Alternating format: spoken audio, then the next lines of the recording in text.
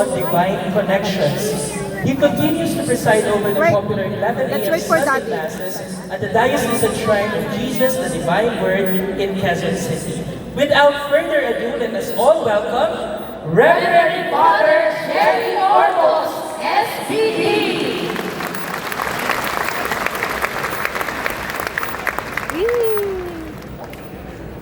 Nakatuwa. Pinapalo ko ito eh. Father Marcos. Ah, talaga.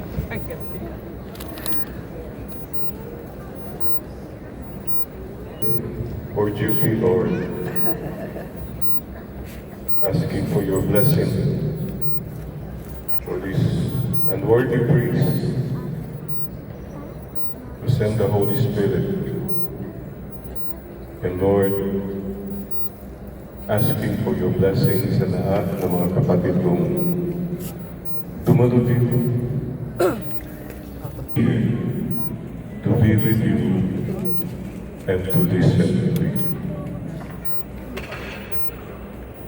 Reporting for duty, Lord. Bilang pasasalamat po. Maraming salamat po, Panginoon. We can never understand, fathom, how much you love us. For God so loved the world, He gave us His only begotten Son, who suffered so much,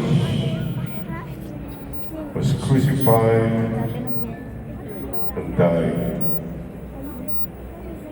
and rose again para magkaroon kami ng buhay na walang hanggan.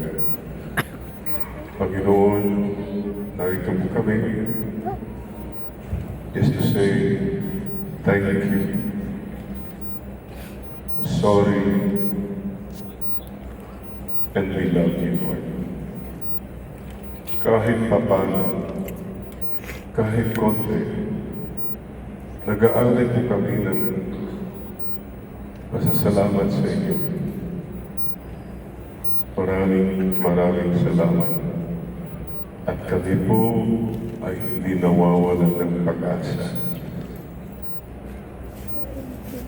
na hindi po niyo kami pababayaan sa gitna ng napakaraming paghihirap at pinaggera at kung ano-ano man. Panginoon, bilang mga Kristiyano, mga Katoliko, kami po'y nangangako na kami po'y magkakaisa.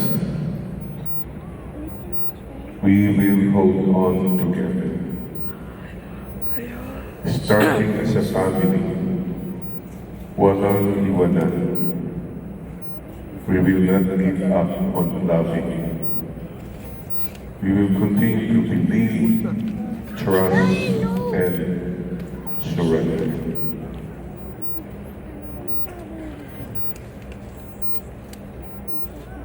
Everything we do ngayong umaga for the glory of God, to give praise and thanksgiving to this great and loving God. Taas po natin ang ating mga kanang kamay. Present Lord, present, reporting for duty, ready to be sent. Kung ano mang mission ang gusto po niyong gawin ko, starting in my own home, with my friends, present Lord for whatever mission I can do for this beloved country, ang aming bayan. As for me and for my house, we will serve the Lord. The Book of Joshua. Itaas na rin natin ating kaliwang kamay, mga kapatid.